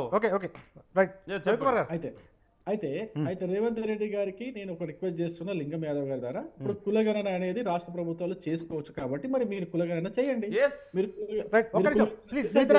మీకు తెలియని విషయం మీకు చెప్పారు. నన్ను మాట్లాడేవాడు నరేష్ గారు. రాజ్యాంగ సవరణ చేసిన తర్వాత కులగణన చేస్తున్నటువంటి రాష్ట్రాల ఉదాహరణ కూడా చెప్పాను. బీహార్ ఒకటి, ఆంధ్రప్రదేశ్, తెలంగాణ 3 రాష్ట్రంగా పెట్టుకోండి, కులగణన చేసుకోండి. ప్లీజ్ నేను వస్తాను సార్ మీ దగ్గరికి, చాలా సమయం ఉంది మనకు. సత్యనారాయణ గారు రెస్పాండ్ అవుతారంట. సత్యనారాయణ గారు పిటిషనర్. దయచేసి ఏమంటే మిగతా వాళ్ళు ఏమనుకోవద్దు, మీరు ప్రతిరోజు టీవీలలో ఉంటారు, మాట్లాడుతుంటారు మిగతా విషయాలన్నీ కూడా. కానీ నేనేందంటే ఈ రోజు ఇక్కడ జరిగిన సబ్జెక్ట్ మీద మాట్లాడుతున్నాము. ఇక నేను ఎమ్మెల్యేగా అసెంబ్లీలో కాలుపెట్టిన రోజు కూడా చూసిన ఈ పార్టీలు నువ్వా నేనా అని చర్చ ఇదంతా నడుస్తుంటది. అవసరమే సమాజం కోసం. కానీ కొంచెం ఈ రకమైన సున్నితమైన పాయింట్ వచ్చినప్పుడు కొంచెం ఈ వర్గాలకి ఎవరికైతే అవకాశాలు రాలేదో ఆ వర్గాలకి అందించడానికి కొంచెం ప్రయత్నం చేయమని నేను మీ అందరి ద్వారా కోరుతా ఉన్నాను. నేను ముఖ్యమంత్రి గారిని, గవర్నర్ గారిని కూడా, గౌరవనీయ పదవులలో ఉన్నరాలు ఈ రిజెక్ట్ చేసుడు, ఈ రకంగా మాట్లాడు కరెక్ట్ కాదు. అవకాశాలు ఇవ్వాలి, అందరికి అవకాశాలు రావాలి. నేను కోరుకునేది ఒకటే, గరీబ్ వాళ్ళందరికీ రావాలి. ఇది రాజ్యాంగం ఇచ్చిన స్ఫూర్తే, ఇది వేరే కాదు. ఎవరో దాన దక్షిణ ఇయ్యనక్కర్లేదు, రాజ్యాంగం ఇచ్చింది. నేను ఒకటే చెప్తున్నా అందరికి మరొకసారి, అసలు స్వాతంత్రం వచ్చినప్పటి నుంచి మా క్యాస్ట్ అసలు పేరు కూడా ప్రపోజల్ ఎవరు చేయాల. ఓకే. లేక ఒక్కసారి చేస్తే దాన్ని కూడా వీళ్ళందరూ ఈ రకంగా మాట్లాడి ఇంకోటి మాట్లాడి ఇంకా వాళ్ళకి పోటీ వీళ్ళకి పోటీ అట్లా ఏం లేదు. అది రాజ్యాంగంలో ఉన్నదాన్ని మీరు అమలు చేయడానికి పెట్టినాము. అది కోర్టులో ఉన్నది. అది ఇందాక పెద్దలు అన్నట్లు సుప్రీం కోర్టు దాకా పోతుంది. అది ఏం రిజల్ట్ వస్తుంది ఏమొస్తుంది అది జరుగుతుంది. కానీ కామెంట్స్ ఏవైతే జరిగినాయో దాని మీద మేము బాధాకరంగా మేము ఎలా ప్రెస్ లో కూడా మాట్లాడినవి ఏంటంటే, గరీబ్ వాళ్ళని ఇష్టం వచ్చినట్టు చెప్పులు మోస్తారు అది మోస్తారు అని మీరు అట్లా మాట్లాడొద్దు దయచేసి. మీరు ఒక కొత్త రాష్ట్రానికి కొత్తగా ముఖ్యమంత్రికి వచ్చిండ్రు, మీరు బాగా ఉండాలి, బాగా పనిచేయాలి, అన్ని వర్గాలు సంతోషంగా ఉండాలి, ఆ రకంగా చేయాలి. మేము అందరం కూడా నేనేం డే టు డే నేనేం మాట్లాడుకుంటూ ముందుకు పోయే వ్యక్తిని కాదు. మేము అంతా బాగుంటే బాగా అంటాం, మంచిగా అంటాం. కాబట్టి దయచేసి ఏంటంటే అందరికి అవకాశాలు వచ్చేటట్ల మీరందరూ కూడా ఒక్కసారి ఆలోచన చేయాలి. నిజంగా కూడా ఈ సమాజంలో అందరికి అవకాశాలు రానికి ప్రయత్నం చేయాలి. ఇది రాజ్యాంగం అనేది. అదే నేను మీ అందరి రిక్వెస్ట్ చేస్తున్నా, మీరందరూ కూడా దీనికి సపోర్ట్ చేయండి. వ్యక్తిగతంగా కాదు, నాకు ఎవరు వ్యక్తిగతంగా ఇది లేదు. మేము పిటిషన్ వేసింది గవర్నర్ గారు తీసుకున్న చర్య మీద మేము వేసినాం. దాని తర్వాత మరి యాక్షన్ కూడా ఏమైంది, వీళ్ళని బాదరగా వాళ్ళు నామినేట్ చేయడం, ఈమె యాక్సెప్ట్ చేయడం, ప్రమాణ స్వీకారాన్ని కూడా పంపించడం, ఇదంతా చూస్తుంటే ఎట్లుందంటే బలం ఉన్నోడు ఏమన్నా చేయొచ్చు, అధికారం ఉన్నోడు ఏమన్నా చేయొచ్చు. అది కరెక్ట్ కాదని నేను రాజ్యాంగ ప్రకారంగా నేను అడుగుతా ఉన్నా అందరు కూడా, ఇది కరెక్టా? ఇది ఆగాలే. ఏం 4 రోజులు లేకపోతే ఏమన్నా మునిగిపోతుందా, ఏమన్నా ఆగిపోతుందా రాజ్యం? ఇక్కడ ఏదైనా కానీ న్యాయంగా పద్ధతిగా అందరు కూడా గౌరవించే విధంగా, ఇది ప్రజాస్వామ్యం, రాజరికం కాదు. ఎవరికి వస్తే వాళ్ళు ఇష్టం వచ్చినట్టు చేసుకోవడానికి లేదు. ఇక్కడ ఒక రాజ్యాంగం ఉంది, ఇక్కడ ఒక ప్రజాస్వామ్యంలో మనం పాటించాల్సిన విషయాలు. అందరికి కూడా నేను ఒకటే చేతులెత్తి నమస్కారం చేస్తున్నా. అవకాశాలు రాని కులాలన్నిటి కూడా రావాలనేది నేను రిక్వెస్ట్ చేసేది. అందరికి అవకాశాలు ఇవ్వాలి. ఏ పార్టీ చేయలేదు కాదు. కాంగ్రెస్ పార్టీ 100 సంవత్సరాల చరిత్ర, బీఆర్ఎస్ పార్టీ 25-30 ఏళ్ళ చరిత్ర, బీజేపీకి దానికి ఒక 40-50 ఏళ్ళ 60 ఏళ్ళ చరిత్ర. అందరూ చేసిండ్రు మంచి చెడ్డ ఆర్గ్యుమెంట్ కి చాలా టైం ఉంది. కానీ ఈ కేసులో మాత్రం గవర్నర్ గారు చేసింది కొంచెం ఇబ్బందికరంగా ఉన్నది అనేది కోర్టుకు పోయినాం, దాన్ని నడుస్తున్నది. ముఖ్యమంత్రి గారు నిన్న మాట్లాడిన ముచ్చట ఏదైతే ఉందో, ఈ గరీబోళ్ళని మీరు చెప్పులు మోస్టోళ్ళు అని ఏదైతే అంటుంటారో, నాకు చాలా మంది నాట్ ఓన్లీ ఎరకల ఈ చాలా మంది ఫోన్లు చేస్తూ ఉన్నారు. ఏందన్నా ఇంత హీనంగా మాట్లాడడం ఏంది, చెప్పులు మోస్టోళ్ళు ఎవరు? నిజంగా మీ అందరి ద్వారా నేను చెప్తున్నా బ్రదర్, మీరు అందరేనండి మచ్చలేని మనిషిగా బతికినోడిని, సమాజంలో ఉన్నోన్ని. పెద్దలు అన్నారు ఇందాక ప్రజాసేవ అంటే సామాజిక సేవ అంటే ఏందని. నేను ట్రేడ్ యూనియన్ లీడర్ గా లాస్ట్ 45 years వీళ్ళలో ఉన్నాను. ఇంకా నేను ట్రేడ్ యూనియన్ లీడర్నే, ఇంకా నా పనులు నడుస్తూ ఉన్నాయి. మా జాతి కోసం పనిచేసిన అక్కడ ఉన్నటువంటి కార్మిక వర్గమే కాదు, అనేక వర్గాలకి, అనేక సామాజిక వర్గాలకి ఏది ఉన్నా కానీ వాళ్ళకి ఏదో నా తోచిన సాయం చేసుకుంటూ నేను బతుకుతున్నా. అంతేగాని అది కూడా నేను అడగలే. ఓపెన్ గా చెప్తున్నా, నేను ముఖ్యమంత్రి గారు, మాజీ ముఖ్యమంత్రి గారు కూడా వింటారు, నేను అడగలే. కానీ ఆయననే వీళ్ళకి ఈ స్కీమ్ ఇచ్చినాం, ఇది ఉండాలంటే ప్రోటోకాల్ ఉంటే బాగుంటది, మీరు ఉండండి అని మాట అంటే నేను ఓకే అన్నగాని దాని మీద కూడా ఇలా నేను ఏదో పెద్దగా ఇదనే లేదు. కాకపోతే ఇది మంచి జరగాలి. ఇది ఒక్కరి కోసం కాదు. ఇందాక పెద్దలు అన్నారు ఇది ఒక ల్యాండ్ మార్క్ అవుతుంది. ఎస్, ఎవరు ఇష్టం వచ్చినట్లు అది చేయడానికి లేదు. గవర్నర్ గారు తప్పు చేస్తే దాన్ని కరెక్షన్ చేయాలి, ఫ్యూచర్ లో చేయకుండా ప్రయత్నం చేయాలి. ఈ రకంగా ఒక ఆర్డర్ డైరెక్షన్ అయితే వస్తుంది, ఆశ ఉన్నది. మన కోర్టు, సుప్రీం కోర్టు ఇవాళ ఎన్నెన్ని రకాలుగా అన్ని కూడా క్లియర్ చేస్తారు. కాబట్టి అవసరమైతే సుప్రీం కోర్టు దాకా పోతాం. అక్కడ డైరెక్షన్ రావాల్సింది, ఇది రావాల్సిందే. అందరూ కరెక్ట్ గా ఒళ్ళు దగ్గర పెట్టుకొని ఏ పోస్టులు ఉన్నా ఎక్కడున్నా జాగ్రత్తగా పనిచేయాల్సింది. రాజ్యాంగానికి బద్దులై పనిచేయాలి, ప్రజాస్వామ్యానికి బద్దులై పనిచేయాలి, ప్రజల ఆకాంక్షలు నెరవేరేటట్ల ప్రయత్నం చేయాలని వాళ్ళందరూ కూడా మీ ద్వారా కోరుకుంటూ, ఇక్కడ కూర్చున్న వాళ్ళందరికీ కూడా నమస్కారం. నేను కొత్తగా వచ్చినా నన్ను పాతగా గుర్తుపడుతుండొచ్చు, ఇంకోటి కానీ మీరు ఎవ్వరు కూడా ఏమనుకోకూడదు. పార్టీల సంగతి కాదు, ఇక్కడ న్యాయం, సామాజిక న్యాయం జరగాలనే దాంట్లో కొట్లాడతాం. ధన్యవాదాలే అందరికీ. థ్యాంక్ యూ సో మచ్ కుర్రా సత్యనారాయణ గారు మాకు సమయం ఇచ్చినందుకు. Thank you sir. రవికుమార్ గారు కంటిన్యూ చేయండి సార్. రవికుమార్ గారు, అయితే నేను ఏమంటున్నా, కుర్రా సత్యనారాయణ గారు చాలా బాగా మంచి విషయాలు చెప్పారు, చాలా బాగా చెప్పారు. పూర్తి కూడా ఉంది ఆయనకు రాకపోవడానికి, నాకు కూడా బాధగా ఉంది కాదన్నట్టు. ఎందుకంటే సామాజికంగా ఎంతో వెనుకబడినటువంటి జాతి నుంచి వచ్చిన ఆయన కాబట్టి 100% అంటే మా సానుభూతి ఆయనకు రావాల్సింది వచ్చి, ఆయన వాయిస్ కూడా సభలో అంటే వచ్చింటే బాగుండేది. ఎందుకంటే ఆ జాతికి ఒక కాన్ఫిడెన్స్ వచ్చేది, రాజ్యాంగంపై నమ్మకం వచ్చేది, వ్యవస్థపై నమ్మకం వచ్చేది అనేది కూడా నాకు కూడా అనిపిస్తుంది. దాంట్లో ఎటువంటి తప్పులేదు. ఆయనకు నేను నా సానుభూతి 100% ఉంటుంది కాదనంటే ఫస్ట్ విషయం. అయితే లింగం యాదవ్ గారు మాట్లాడుతూ కొన్ని విషయాలు చెప్పారు. అంటే నాకు చెప్పిన విధానం నాకు నచ్చలేదు, తెలియకపోవచ్చు అన్నట్టు నాకు చెప్తుంటే, నేను అదే తెలిసినట్టు నేను చెప్తున్నా. నాకు కొంచెం అన్ఇంటరప్టెడ్ గా కొంచెం టైం ఇవ్వండి. ఒకటి క్యాస్ట్ సెన్సెస్ గురించి నేను చాలా క్లియర్ గా చెప్పిన, ఆయనకు తెలిసి వచ్చింది అనుకుంటా. లింగం యాదవ్ గారు నోట్ చేసుకోండి. ఇంకేమైనా వివరణలు కావాలంటే నన్ను అడగవచ్చు. నేను మిత్రమా నీకు అది తెలియదేమో, క్యాస్టెన్స్ అనేది జాతీయ స్థాయిలో చేస్తారు మిత్రమా, అది స్టేట్ చేస్తే అది ఓకే. నువ్వు కేంద్ర ప్రభుత్వం నుండి నువ్వెందుకు చేయట్లేదు మిత్రమా? సరే సరే మళ్ళీ నువ్వు దాని గురించి మాట్లాడు. నీకు బహుశా రాజ్యాంగం గురించి నేనే చెప్తా. నేను ఇప్పుడు మరి మీరు ఇన్ని రాష్ట్రాలలో అధికారం ఉన్నారు కదా, ఏ స్టేట్ లో ఒక్క స్టేట్ లో ఎందుకు చేయట్లేరు? నేను ఒక్క చిన్న ప్రశ్న మిత్రమా, మేము అధికారంలో ఉన్నటువంటి అలయన్స్ లో అధికారంలో ఉన్నటువంటి బీహార్ లో చేశాము. నువ్వు ఇన్ని రాష్ట్రాలలో అధికారంలో ఉన్నావు కదా బీజేపీ, మరి ఒక్క రాష్ట్రంలో కూడా క్యాస్టెన్స్ ఎందుకు చేయలే? నేను సూటిగా ప్రశ్నిస్తున్నా మిత్రుని. ఒకటే, ఇన్ని రాష్ట్రాలలో అధికారంలో ఉంది. రెండో ప్రశ్న, ఒక్క రాష్ట్రంలో కూడా బీజేపీ ఎందుకు క్యాస్ట్ సెన్సస్ చేయలేదు? రెండో ప్రశ్న, క్యాస్ట్ సెన్సస్ అనేది రాష్ట్రాలకు అధికారం ఇచ్చినా కూడా దేశవ్యాప్తంగా కులగణన అనేది రాజ్యాంగం ప్రకారం దేశం స్థాయిలో జరుగుతుందండి. ఇలా బర్లకు, కుక్కలకు, మనుషులకు, మిగతా అన్నిటికీ లెక్కలు ఉన్నాయి కానీ మరి ఓబీసీల కాడికి వచ్చే లెక్కలు ఎందుకు లేవు? నీ దాని గురించి ప్రశ్నిస్తుంటే నువ్వు ఇవేదో చెప్తావు, నీకు తెలియకు. నీకు తెలుసో తెలియదో కాదు, అకార్డింగ్ టు ఇండియన్ కాన్స్టిట్యూషన్ ఏం జరుగుతుంది, ఎట్లా చేస్తారని చెప్తున్నా. నీ బీజేపీ రాష్ట్రాలలో ఎన్ని రాష్ట్రాలలో కులగణన చేసిన సూటి ప్రశ్న అది చెప్పు మిత్రమా. మీరు అధికారంలో ఉన్నారు, ఇస్తే కుదరదు, మీరు వినే ఓపిక పెట్టుకోవాలా. కేంద్రంలో మీరు కూడా ఉన్నారు సార్. రిక్వెస్ట్ చేసి కేంద్రంలో అధికారంలో ఉన్నది 9.5 ఏళ్లుగా మీరు చాలా మీరు ఎక్కువ కాంగ్రెస్ నిన్నమొన్న వచ్చింది, మీరు 10 సంవత్సరాల నుంచి ఉన్నారు కేంద్రంలో. ఇలా పార్లమెంట్ లో 140 పైగా ఎంపీలని మాట్లాడితే ఆగండి సార్, ఆగండి సార్. మాట్లాడితే సస్పెండ్ చేసే వ్యక్తులు మళ్ళీ వాళ్ళు అవకాశం ఇస్తాను. నేను అడిగిన ప్రశ్నకు సమాధానం చెప్పండి రవికుమార్ గారు. నేను అడిగిన ప్రశ్నకు సమాధానం రవికుమార్ గారు రెస్పాండ్ కండి. నేనేమంటున్నా, అకార్డింగ్ టు కాన్స్టిట్యూషన్ అని చెప్పారు కాబట్టి అకార్డింగ్ టు కాన్స్టిట్యూషన్ అని చెప్తున్నా. కాన్స్టిట్యూషన్ ని మార్చారు, కాన్స్టిట్యూషన్ లో సవరణ జరిగింది చాలా. ఆ సవరణ ప్రకారం రాష్ట్రాలు చేసుకోవచ్చు. ఇంకో ప్రశ్న ఏం అడిగారంటే బీజేపీ పాలిత రాష్ట్రాల్లో ఎందుకు చేయట్లేదని చెప్పేసి అంటున్నారు.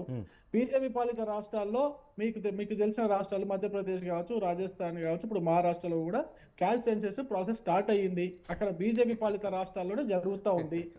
ఇప్పుడు బీజేపీ పాలిత రాష్ట్రమే బీహార్ కూడా అయిపోయింది. చాలా సార్ ఇంకా ఇంకొన్ని రాష్ట్రాలు మొదలు పెడతాయి అని చెప్తాను మీకు.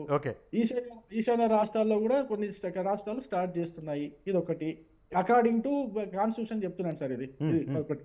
రెండో విషయము, బీజేపీ పాలిత రాష్ట్రాల్లో మీరు ఎంతవరకు ఈ సామాజిక న్యాయం చేస్తున్నారని అడుగుతున్నాడు. బీజేపీ పాలిత రాష్ట్రాల్లో మేము చెప్తున్నటువంటి రాష్ట్రాల్లో మీరు మొన్న జరిగినటువంటి ఎలక్షన్ 3 రాష్ట్రాల్లో గెలిస్తే ఒక రాష్ట్రంలో దళితుడిని మేము గిరిజనుని మేము ముఖ్యమంత్రి చేసినాం, రెండో రాష్ట్రంలో బహుజనుని ముఖ్యమంత్రి చేసినాం. అదే విధంగా మేము రాష్ట్రపతిని మేము దళితుని చేశాము, గిరిజనురాలు చేశాము. అదేవిధంగా ప్రధానమంత్రి బీసీ, మా క్యాబినెట్ లో అత్యధిక క్యాబినెట్ మంత్రులు బీసీలు ఉన్నారు. ఇక బీసీల గురించి మేము ప్రవేశపెట్టినటువంటి పథకాలు మీకు అన్ని చెప్పుకుంటూ పోతే అర్ధగంట అవుతుంది. మీకు అట్లా చెప్పుకుంటూ పోతే అంటే మీకు తెలియని విషయాలు నేను చాలా చెప్పగలుగుతాను. బీసీలకు మేము చేసిన సబ్జెక్ట్ అది కాదు కాబట్టి నేను వివరాలు లోపలికి వెళ్ళట్లేదు. చెప్పమంటే చెప్తా, ఇబ్బంది ఏం లేదు. అదొకటి.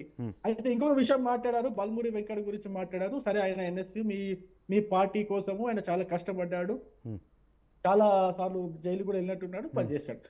కానీ నేనేమంటున్నా, బల్మూరి వెంకట్ కంటే కూడా అంతకంటే ఎక్కువ పోరాటాలు చేసిన వాళ్ళు, అంతకంటే ఎక్కువ పార్టీ కోసం పనిచేసిన వాళ్ళు, అంతకంటే ఎక్కువ సార్లు జైలుకు పోయిన వాళ్ళు, బహుజనులు వెనుకబడ్డ తరగతి నుంచి వచ్చిన వాళ్ళు చాలా మంది ఉన్నారు అంటున్నా.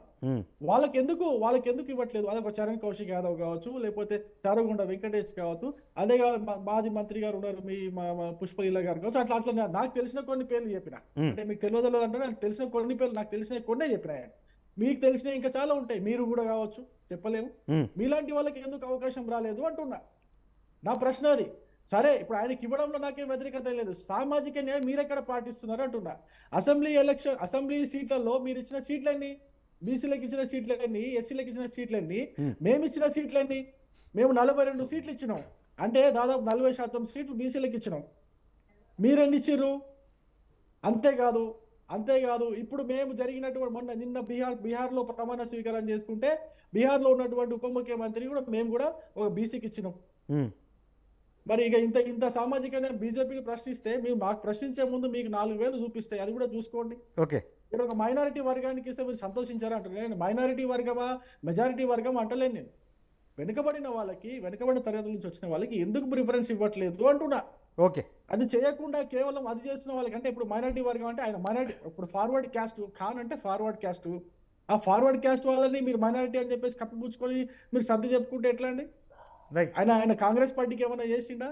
ఆయన ఒక పత్రిక నడిపించట, పత్రిక నడిపించడానికి కాంగ్రెస్ పార్టీకి ఏం చేయలేదు కదా. ఆయనకి గవర్నర్ కోట కదా సార్, గవర్నర్ కోట కదా. సామాజిక సార్, గవర్నర్ కోట అదే మిత్రమా?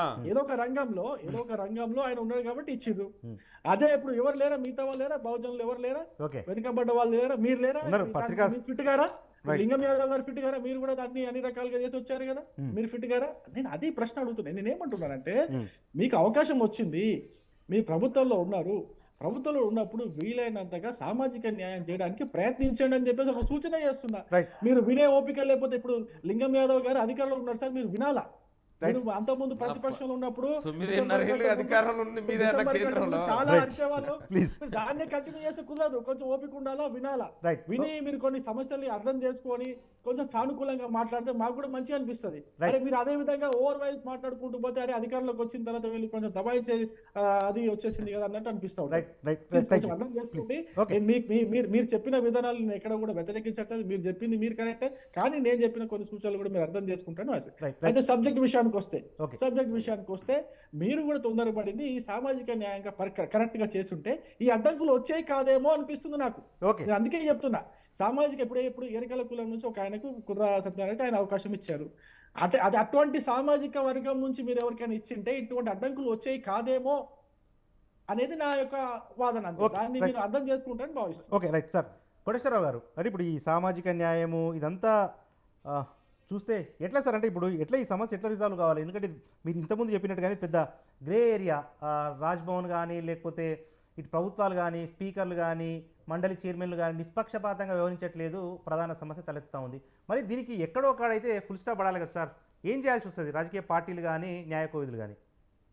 ఇప్పుడు బల్మూరు వెంకట్ లేకపోతే మహేష్ కుమార్ గౌడ్ వాళ్ళు రాజకీయ పార్టీల ప్రతినిధులుగా, రాజకీయ పార్టీలు నియమించినటువంటి అభ్యర్థులుగా వాళ్ళు అసెంబ్లీ నుంచి ఎన్నికయ్యారు. దానికిను గవర్నర్ కోటాలో నియమించేటువంటి దానికి ఎలాంటి సంబంధం లేదు అనేటువంటిది ముందు గమనించాలి. అందుకని ఈ చర్చ సందర్భంగా వాళ్ళని ఎందుకు పెట్టారు, లేకపోతే అక్కడ సామాజిక న్యాయం జరిగిందా లేదా అనేటువంటిది అది వేరే అంశం. ఎవరైనా దాని మీద విమర్శలు చేయొచ్చు లేదా ఏమైనా మాట్లాడచ్చు, కానీ దానికి సంబంధం లేదు. రెండోది, ఈ సందర్భంలో గవర్నర్ కోట అనేటువంటిది వివిధ రంగాలలో, రాజ్యాంగంలో పేర్కొన్నటువంటి వివిధ రంగాలలో నిష్ణాతులైనటువంటి వాళ్ళని అని తప్ప సామాజిక న్యాయం కోణంతో నియమించేటువంటి నియామకాలు కాదు ఇవి. సామాజిక న్యాయం పేరుతో నియమించే, సామాజిక న్యాయం పేరుతోటి రాజ్యాంగంలో దళితులకి, గిరిజనులకి రిజర్వేషన్స్ ఉన్నాయి, ఆల్రెడీ ఉన్నాయి అవి. కానీ ఇవి వివిధ రంగాలలో, కళా, శాస్త్ర, సాహిత్య ఇలాంటి రంగాల్లో నిష్ణాతులైనటువంటి వాళ్ళు అయితే దళితుల్లో వాళ్ళు ఉండరా, లేకపోతే గిరిజనుల వాళ్ళు ఉండరా అంటే డెఫినెట్ గా ఉంటారు. అటువంటి వాళ్ళని కూడా పరిగణలోకి తీసుకోవాలి, అందులో ఎలాంటి సందేహం లేదు. అందువలన ఇక్కడ సామాజిక న్యాయము ఆ కోణంలో కాకుండా ఆ సామాజిక న్యాయం జరగాల్సినటువంటి వాళ్ళలో కూడా ఇలాంటి వాళ్ళు ఎవరైనా ఉన్నారా అంటే డెఫినెట్ గా వాళ్ళని పరిగణలోకి తీసుకొని వాళ్ళని కూడా అకామిడేట్ చేయడానికి ప్రయత్నించాలి. అందువలన ఆ విధమైనటువంటి తప్ప దీనిలో ఇప్పుడు ఫలానా కులం లేదా ఫలానా కులానికి ఇవ్వకపోవడం అన్యాయం అనేటువంటి ఇక్కడ కుల ప్రాతిపదిక కాదు, న్యాయమే కాదంటలే. కుర్రా సత్యనారాయణ గారు కావచ్చు, లేకపోతే రవికుమార్ గారు కావచ్చు, నేను కావచ్చు, మీరు కావచ్చు, బలహీన వర్గాలకు చెందినటువంటి వాళ్ళు ఎవరైనా ఉంటే అటువంటి వాళ్ళకి న్యాయం చేయాల్సిందే. కానీ ఇక్కడ ప్రాతిపదిక అది కాదు. అందుకని ఇక్కడ ఈ ప్రాతిపదికని దాన్ని వర్తింపజేసి ఆ విధమైనటువంటి మనోభావాలను ముందుకు తీసుకురావాల్సినటువంటి అగత్యం లేదనేది ఈ సందర్భంగా నేను చెప్పదలుచుకున్నాను. అందుకనే ఇటువంటి వాటిలో, ఇటువంటి నియామకాల్లో ఒక గైడ్ లైన్స్ ని మరింత స్పష్టీకరించి మరింతగా నిర్ధారించాల్సినటువంటి అవసరం ఉన్నది. అందుకనే నేను మొదటే చెప్పాను, నేను మళ్ళా కూడా ఇప్పుడు అది కూడా నేను చెప్తున్నాను. Right sir.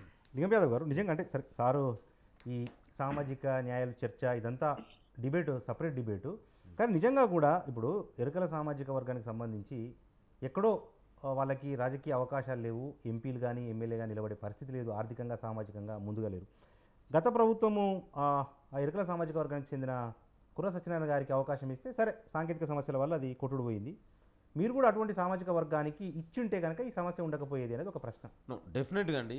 ఇవాళ మేము డెఫినెట్ కూడా రేపు కాంగ్రెస్ ప్రభుత్వం ఇప్పుడు డెఫినెట్ కూడా ఏదైతే అత్యంత వెనుకబడిన వర్గాలకు చట్టసభలలో ప్రాతినిధ్యం లేని వర్గాలకు డెఫినెట్ కూడా అధికారంలో భాగస్వామ్యం డెఫినెట్ కూడా ఈ ప్రభుత్వం కల్పిస్తుంది. అందుకే నేను యాజ్ ఎ మేనిఫెస్టో కమిటీ మెంబర్గా ఇలా ఎరుకల సామాజిక సంబంధించిన వ్యక్తులు వాళ్ళు మమ్మల్ని కలిసినప్పుడు మేము చాలా విషయాలు మేము అక్కడ ఏ విధంగా వాళ్ళని అప్లిఫ్ట్ చేయాలి డెఫినెట్ కూడా వాళ్ళకు కూడా పొందుపరచు. అందుకే డెఫినెట్ కూడా ఇట్లాంటి సామాజిక వర్గాలకు డెఫినెట్ కూడా కాంగ్రెస్ పార్టీ ప్రభుత్వంలో భాగస్వామ్యం కల్పిస్తుంది. అదేవిధంగా నేను బీఆర్ఎస్ నాయకుల్ని అన్న కుర్ర సత్యనారాయణ అన్న లేనట్టుండు డెఫినెట్ కూడా ఇట్లాంటి వెనకబండి, ఎందుకంటే మేమందరం కూడా సామాజిక న్యాయం కోసం బాబాసాహెబ్ అంబేద్కర్, మహాత్మా జ్యోతిరావు పూలే ఇలా సోషల్ జస్టిస్ గురించి మాట్లాడే ఆ పోరాటాల ద్వారా వచ్చిన వ్యక్తులుగా కాంగ్రెస్ పార్టీల వ్యక్తులుగా డెఫినెట్ కూడా అదే చెప్తున్నా. మరి ఇదే కుర్ర సత్యనారాయణకు అన్నకు ఎందుకు రాజ్యసభకు నామినేట్ చేయలేదు? సర్లే ఇప్పుడైనా రేపు మళ్ళీ వేకెన్సీలు వస్తున్నాయి, ఇదే బీఆర్ఎస్ పార్టీ కేసీఆర్ మరి అన్నని రాజ్యసభకు పంపించవచ్చు కదా. అంటే నేను ఎందుకు చెప్తున్నా అంటే వీళ్ళు ఎంతసేపు పేరు మీద రాజకీయాలు కేసీఆర్ చేసింది తప్ప నిజంగా ఆ వర్గాలకు నిజంగా న్యాయం జరగాలని ఎక్కడ కూడా ఆయనకు నిజంగా చిత్తశుద్ధి లేదు. సో అన్నని రాజ్యసభ పోతే మాకు కూడా ఆనందం, ఎందుకంటే వెనుకబడిన వర్గాలకు ప్రాతినిధ్యం దొరికితే డెఫినెట్ కూడా అందరం మంచిదే కదా. కాంగ్రెస్ పార్టీ డెఫినెట్ కూడా ఆ విధంగా ఆలోచిస్తుంది. రాబోయే రోజులలో అన్ని వర్గాలకు సమాజంలో ఎవరైతే అట్టడుగు వర్గాలు చట్టసభల ప్రాతినిధ్యం లేని వర్గాలకు తప్పకుండా కూడా న్యాయం జరుగుతుంది. అయితే ఇప్పుడున్న సిచ్యువేషన్లో మనకు అక్కడ ఎన్ని వేకెన్సీలు ఉన్నాయి, ఇప్పుడున్న పరిస్థితులలో మనం దాన్ని అర్థం చేసుకోవాలి తప్ప ఇవాళ ఇమ్మీడియట్గా ఏదో జరిగిపోద్ది కాదు. ఇవన్నీ నేను అదే చెప్తున్నా, కేసీఆర్ మరి పంపను రాజ్యసభకు ఇవాళ సంతోష్ కుమార్ పదవి రేపు కంప్లీట్ కాబోతుంది. రేపు వచ్చే రాజ్యసభ ఎలక్షన్లో ఇదే కుర్ర సత్యనారాయణని రేపు రాజ్యసభకు నామినేట్ చేయమనండి, ఎవరు వద్దన్నారండి? దాంతోపాటు మరొక ప్రధాన ప్రశ్న ఏంటంటే ముఖ్యమంత్రి గారు వాడిన భాష వల్ల కూడా నేను హట్ అయ్యాను అని చెప్పి కుర్ర సత్యనారాయణ గారు చెప్తారు. ఎందుకు అంతలా అనాల్సిన అవసరం ఏంటి? రాజకీయపరమైన విమర్శలు చేసుకోవచ్చు కదా, ఎందుకు వ్యక్తిగతంగా? యాక్చువల్గా ముఖ్యమంత్రి గారు మాట్లాడిన సందర్భం వేరు. బహుశా అన్న అవి ఏ విధంగా అంటే మిస్అండర్స్టాండ్ చేసుకోవడం, ఎట్లా మిస్ఇంటర్ప్రిట్ జరిగి ఉండొచ్చు.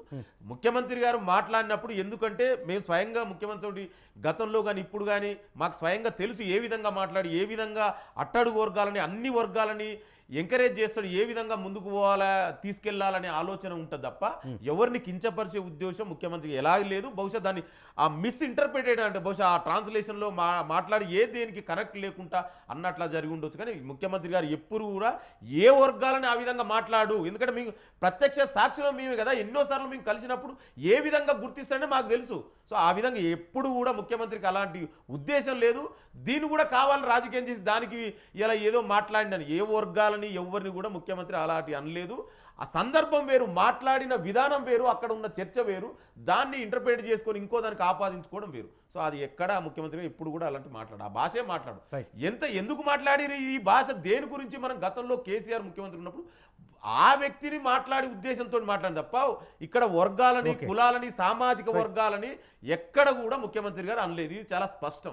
రవికుమార్ గారు సమయం మించిపోయింది, మరొక రోజు మళ్ళా కలుద్దాం ఇదే అంశానికి సంబంధించిన చర్చను కొనసాగిద్దాం. చిన్న పాయింట్, గతంలో రేవంత్ రెడ్డి గారు కొన్ని మీటింగ్లలో అంటే ఒక సామాజిక వర్గానికి సంబంధించిన మీటింగ్లలో కేవలం రెడ్డిలు అయితేనే రాజ్యం చేయగలుగుతారు, రెడ్డిలు అయితేనే పాలించగలుగుతారు, మిగతా వాళ్ళు ఎవరు చేయలేరు, అట్లా మనకు తప్ప ఎవరు చేతగానట్టుగా ఆయన వ్యాఖ్యానాలు చేశాడు. మరి వాటిపైన కూడా మరి ఇవన్నీ మీరు కేసీఆర్ గారి పట్ల చెప్పినవన్నీ కూడా ఆయన కూడా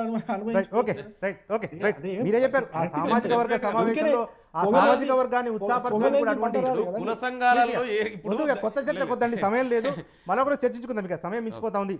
రైట్, ఇది వాటి బిగ్ టాక్లో అర్థవంతంగా ఈరోజు మనం చర్చించాం. మనతో పాటు చర్చలో పాల్గొన్న మన్నెం కోటేశ్వరరావు గారు ప్రముఖ రాజకీయ విశ్లేషకులు, వారితో పాటు కుర్ర సత్యనారాయణ గారు టీఆర్ఎస్ నాయకులు, మాజీ ఎమ్మెల్యే, టీపీసీసీ అధికార ప్రతినిధి డాక్టర్ లింగం యాదవ్ గారు, వారితో పాటు బీజేపీ అధికార ప్రతినిధి శంకరోళ్ళ రవికుమార్, అందరికీ కూడా ధన్యవాదాలు. ఇది వాటి బిగ్ టాక్. చూస్తూనే ఉండండి స్వతంత్ర.